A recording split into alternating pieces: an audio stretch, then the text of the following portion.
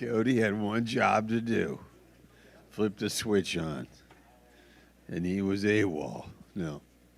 Good.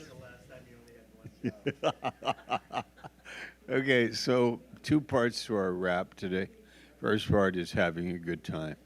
So at your table, love up each other, encourage each other, have a good time at your table. Because I refuse to preach to people who are not having a good time. So that's up to you. Have a good time. Your decision.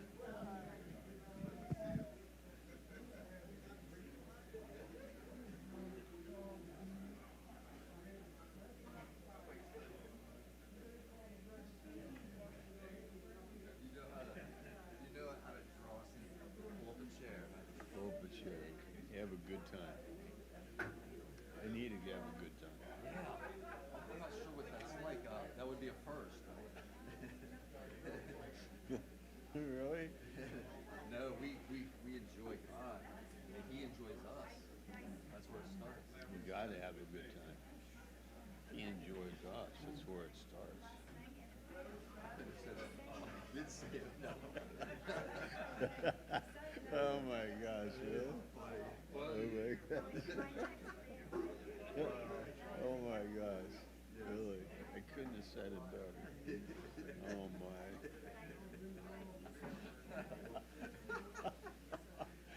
Oh my gosh. There's Cody. Is this going to be a laugh or a noise? Yeah, right. Really. Hey. Huh? Yeah, Toronto blessing. Yeah, people just sitting around getting ridiculous and thinking like, wow, Jesus is here. Run the whole universe, sit around with a bunch of fools. Hey, Peter, make me laugh. Remember that scripture? Peter, make me laugh. Okay, this is live, so this is where we are. Oh, okay, and actually there's a lot of people watching on the lunch wrap, I think. A few hundred, so I need to behave. Okay, so the second part is a few words about joy, okay? So let's turn to Psalm 16. We have, first of all, God is righteous and true, and the result of that is really joy. You know, Psalm 16, you know, God is true, God is wise, God is holy. In the fullness, you have anointed me with the joy of gladness, for I have loved righteousness and hated iniquity. So there's a key, you know, loving righteous. Why are people depressed? Because of unrighteousness, really. It's one of the reasons. You know, why are we hurting, empty, critical, murmuring? Because we're not satisfied. But God is the God that satisfies. And here we read in Psalm 16, verse 8, I have always set the Lord always before me. Because he is at my right hand, I shall not be moved. And remember, there's a psalm, is a 62, where it says, I will be moved a little, and then I will not be moved at all. Remember that teaching? I can be moved a little bit, slightly, but then I am not moved at all. You're looking at me as if you don't agree with me. So let's turn to Psalm 62 and see if we can find it. Okay, yeah.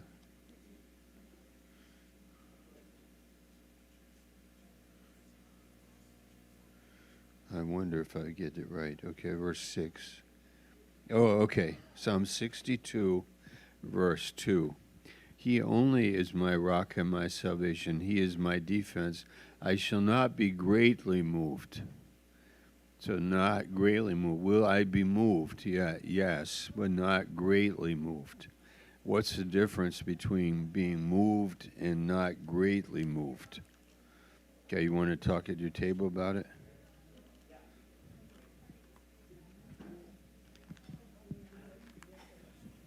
do you think? Not greatly moved, not moved. Not going to be moved right now, greatly. What's the difference? Move, but not off the table. Yeah. So it means that I can be shaken, but I'm not cast down. Yes. It's like God marks iniquity, who can stand? But God does put light on my problems, my mental issues. Okay. But he doesn't destroy me. So that's like a different play, but it's the same idea. Very It's not good. a complete thing. Very good. Okay, you're preaching tonight.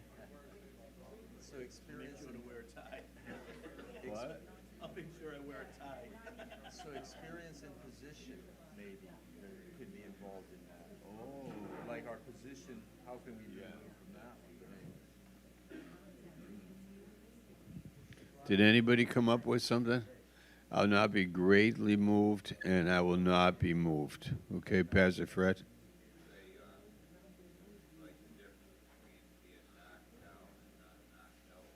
Okay, there you go. Marty said, in a moment of brilliance over here, which come very seldomly, said the difference between being moved on the table and being moved, off the table. Yeah, right. How about being emotional but still believing, right? How about being wrong but then being corrected, How about, as John said over here, he's my right-hand man over here, John. He was sitting over there. I said, come on up and support me because it's lonely up here at the top. He said there's a difference between positional truth and experiential truth.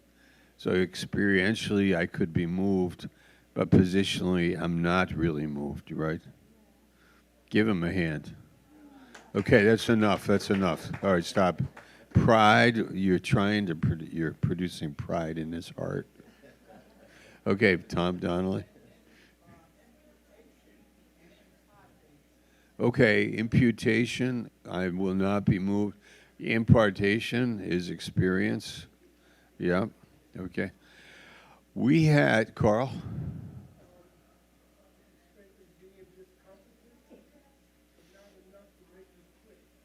Okay, being discomforted but not enough to make you quit. Does Lana tell you that every morning? Okay, I came up with a great illustration years ago, and it goes like this. Do you remember when those antennas were on cars where they were metal and antenna, and they would move like when you were driving? Like down at the base of the antenna, it's not moving, but up here it is moving, especially on those Jeeps, military Jeeps with an antenna very high and all of that. So in a similar way, my life can change. But in some sense, I don't want my life to change. I want to be grounded and rooted in the truth and always embrace it, right? So do you see Psalm 62, verse 2? Do you now believe me? It says, I shall not be greatly moved. And then go down to 6. He only is my rock and my salvation. He's my defense. I shall not be moved. So there's a teaching there, right? All right. So now let's go to joy, Psalm 16. And verse 8.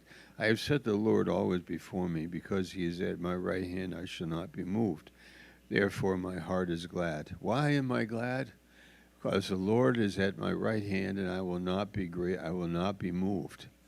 That makes me glad, because it's great feeling to have some sense of being established and being righteous and living in truth. There's a great sense there's a blessing in that there's a peace and there's a security in that you're anchored.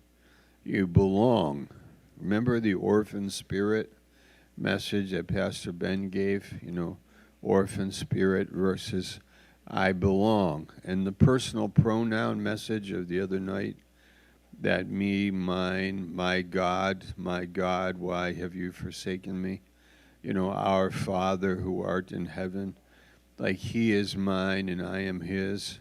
This whole idea of belonging is a big part of our new life. And so that's why I am glad. Verse 9, therefore my heart is glad, and my glory rejoices. My glory rejoices. Do you have a kind of inner sense in your heart of honor? Do you have a little sense inside in your heart of respect for yourself? Do you have a little bit of, like, this word is glory. My glory rejoices, Do you have a little bit of a sense that I'm not going to be moved? I am persuaded. This is valuable. God is at my right hand. I have him in my heart, in my life. I belong to him.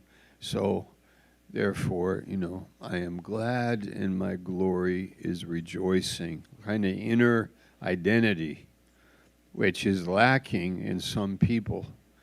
They feel very bad about themselves. They feel unclean, unrighteous, and maybe they feel, that they don't belong. So that's like an orphan spirit. The devil wants people to feel they don't belong, and he wants them to be alienated and discouraged and really oppressed, by life. Okay? So at your table, talk about that and say to each other, you do not have an orphan spirit. You have God's spirit. You have. Even the guy sitting alone over there. Alone on his device. He's alone in his own devices. Whoa. I'm on my devices a lot. Yeah, that's great verse. Yeah. What? Which verse? Therefore my heart is glad and my glory rejoices. Yeah.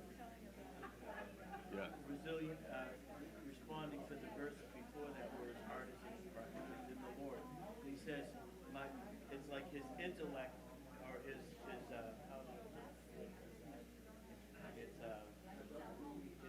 sense in sense of honor is pouring out Rejoicing. in response to being in the Lord. That's being loved. Yeah. Just That's great. such a good verse. That's amazing.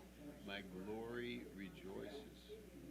There's a glory on the outside and there's a glory on the inside. Hey, Marty came up with another good point. All right, give him a hand. Grudgingly, I give him a hand.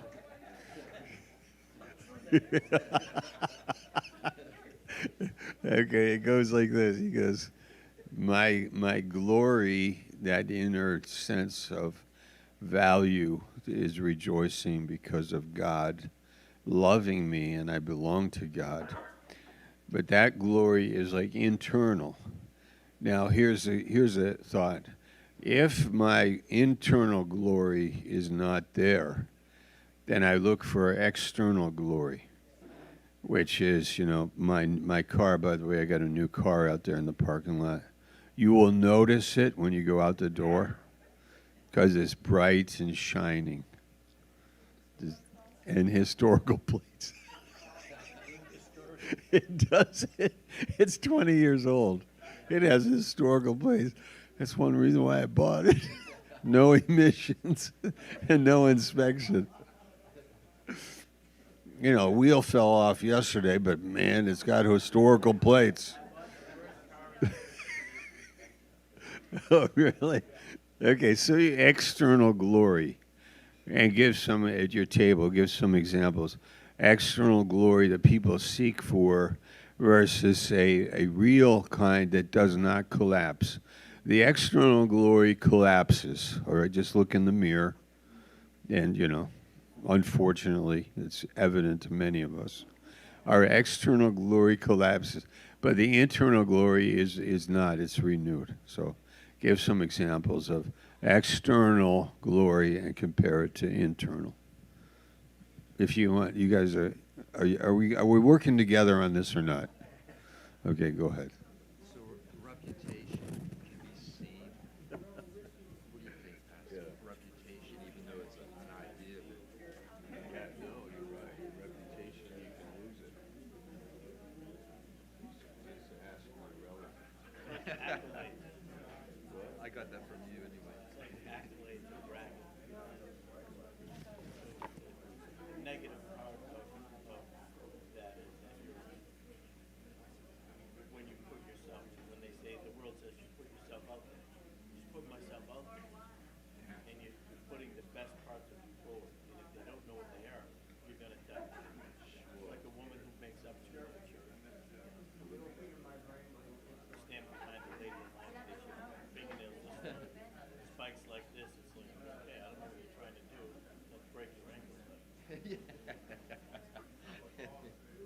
Wow, that's all good. Real good. But the difference is when the son comes home, he's given a ranking share. That's how God deals with it. The son comes home, when he's worn out his glory and all his friends will say, well, you got nothing on us. Eating with the pigs, and then he goes home, giving a fat calf and he's without even a bath yet. That's how God is. My wife would never tolerate it.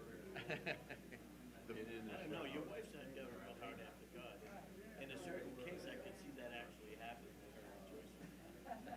My wife, on the other hand, might hit me with a brick. What are you doing? Nice shot, Mom. Have you ever heard that one? Jesus, the woman who caught Oh, the yeah, brick. yeah, yeah. Brick comes, nice shot, Mom. Well, get the bath. Yeah, get the bath. And wash the clothes. Just In Psalm 16, that's where the lines have fallen into pleasant places. Yeah. That's like, that's that bedrock for the line upon line. Yeah. Okay, so let's go to verse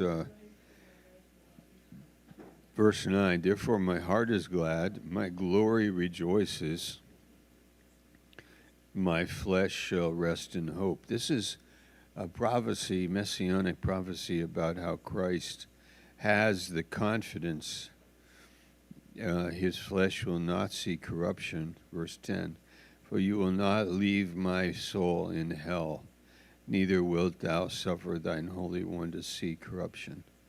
The ultimate whole game of life is seen in the fact that the Messiah overcame everything we would ever face, the curse, death, sin, the devil, everything.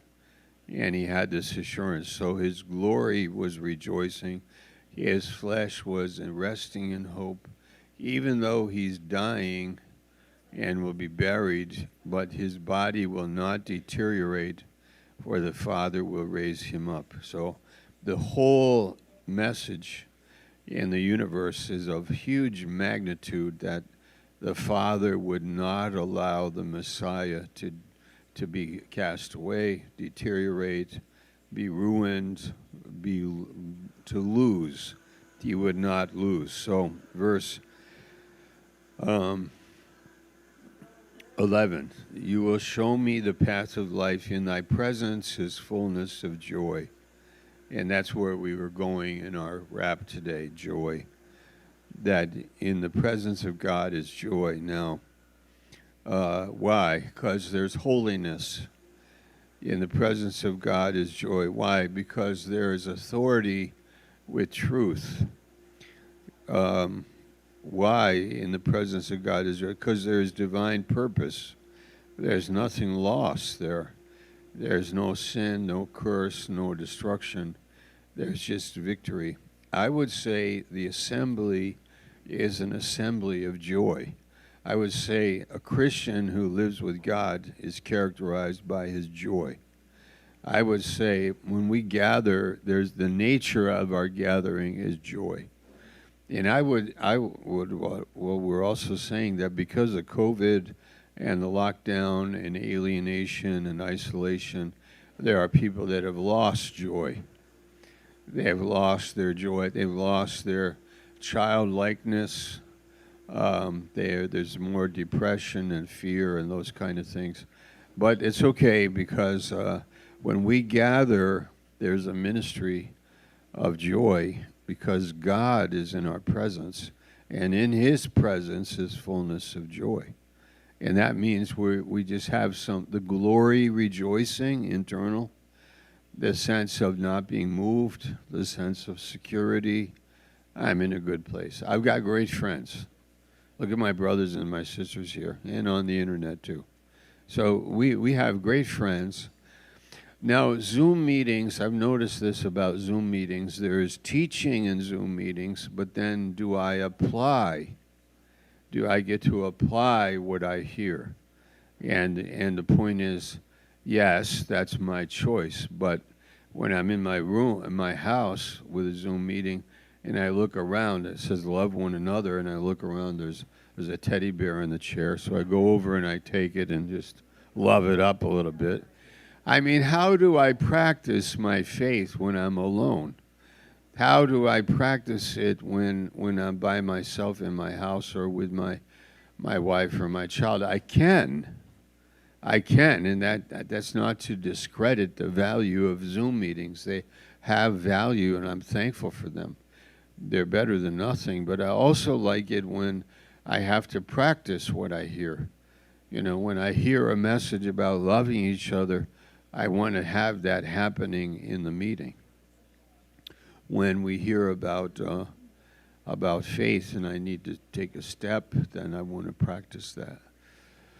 And so that's the thought for today. Joy is like shared. It's internal, it's personal, but it's also corporate. And it's also, last thing, it's kind of contagious. I mean, after 1 year of COVID, do you guys know what the word contagious means?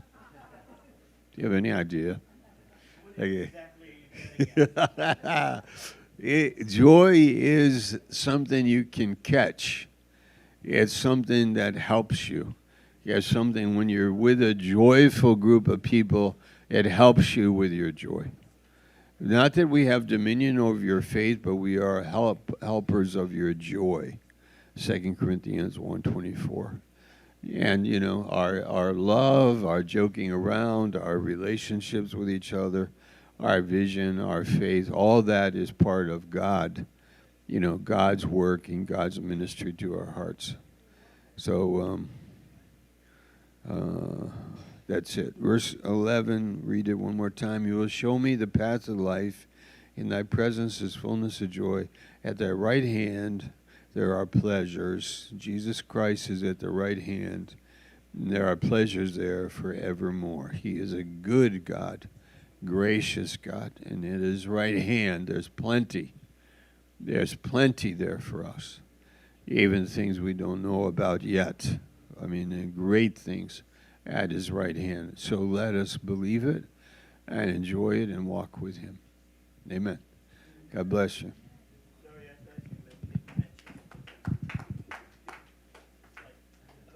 Contagious. Contagious or contagious?